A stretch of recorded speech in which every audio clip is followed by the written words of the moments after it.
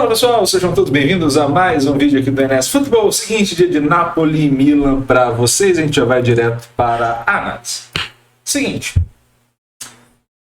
sim, eu sei como é que tá a tabela do campeonato italiano e sim, eu sei que a gente está falando que a fase do Napoli não é das melhores e a fase do Milan é uma das melhores, afinal é o vice-líder da competição.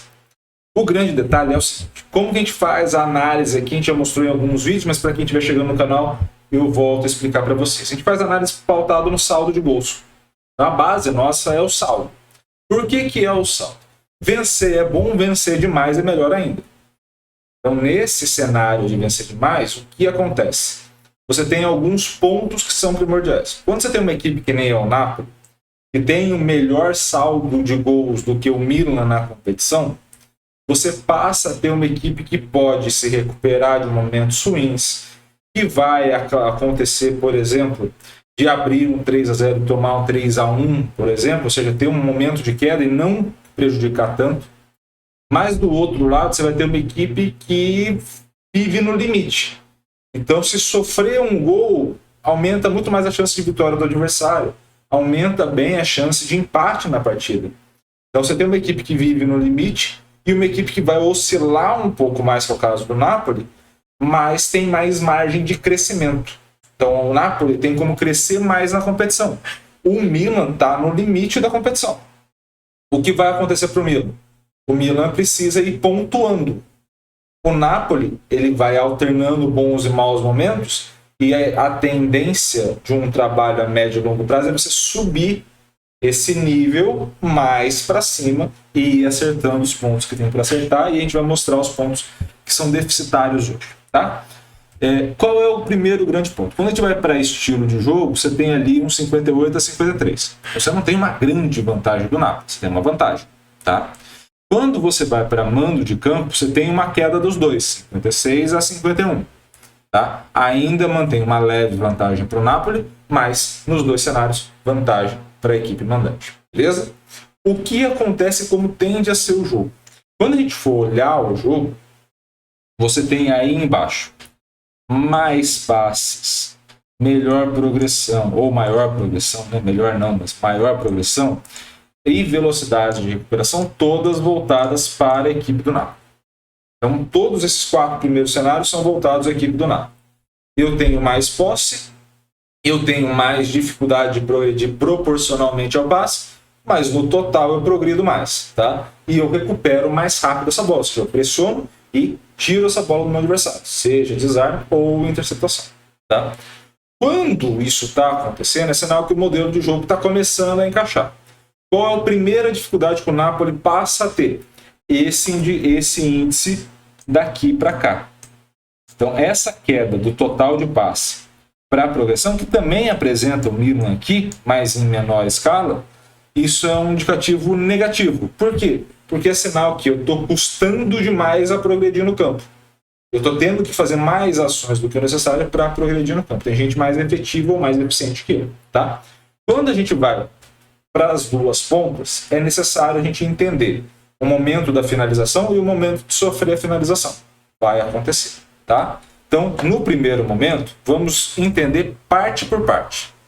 Quando eu faço a finalização, o primeiro grande objetivo é ir para o gol. Acertar o alvo. Então, na hora de acertar o alvo, o Napoli vai melhor do que o Milan. Beleza? Na hora que eu sofro a finalização, a primeira forma de proteger é o bloqueio, ou seja, não deixar essa bola ir para o gol. E aí, quem se protege melhor, com uma pequena diferença, é de novo o Napoli. Então, nas duas primeiras partes, Napoli. Onde que o Milan leva vantagem? Na hora de finalizar, se eu atingir a meta e não conseguir converter, é ruim. Então o Milan converte mais.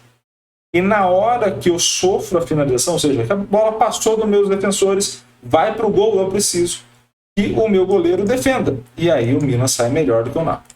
Então, onde estão os ajustes do Napoli? Para o Napoli deslanchar em pontuação. Está na sua taxa de conversão para gol.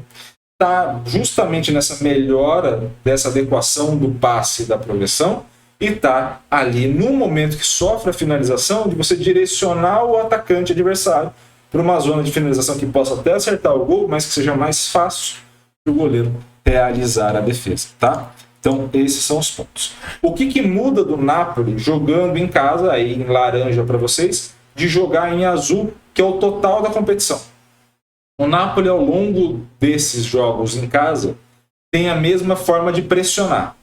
O único detalhe é que passa mais vezes a bola e progride mais. Então, eu tenho uma manutenção nesse primeiro critério aqui, tenho uma manutenção nesse segundo, tenho um aumento ao jogar em casa aqui e um aumento ao jogar em casa aqui. Iago, esse aumento é positivo? Não. Por que não? Porque eu passo a ter menos finalizações do que eu teria no total da competição. Então já tem uma queda importantíssima aqui. E menos taxa de conversão. Ou seja, eu até finalizo no gol, mas é de uma situação onde não vai converter. Então, assim, você tem um custo tão grande para progredir em campo que você acaba tendo dificuldade no momento de finalizar com qualidade. Eu finalizo muito. Show. Caramba, legal pra caramba. Mas eu tenho dificuldade em converter. Tá? Quando a gente vai olhar para a parte de defesa, o fato de eu não mudar a recuperação e de eu subir mais a minha equipe do que o normal, porque eu estou pressionando mais, estou passando mais, estou progredindo um pouco mais, faz com que eu até bloqueie um pouco melhor. Mas quando passa desse bloqueio, aí despenca a chance do meu goleiro defender. Ou seja, eu estou trocando 6 por meia dúzia. Então, na parte de defesa, eu troco uma forma de proteção pela outra, mas na fase de ataque eu estou piorando a minha equipe. Então, compensaria, por exemplo, uma estratégia de um pouquinho menos de passe e um pouquinho mais de exploração do campo, para justamente ajustar esse passe com progressão e ainda ter uma taxa de conversão melhor e uma melhora na defesa do goleiro do que um grande aumento de bloqueio e ali não compensar um com o outro. Tá? Quando a gente vai para o Milan, você tem o cenário, de novo, quando eu falo que está muito na linha, o Milan está muito equilibrado, né? Ele não tem muita margem para melhorar, é justamente isso. Se você olhar os dois gráficos em azul, total da competição, e laranja como visitante, você vai ver que o gráfico sobrepõe o outro.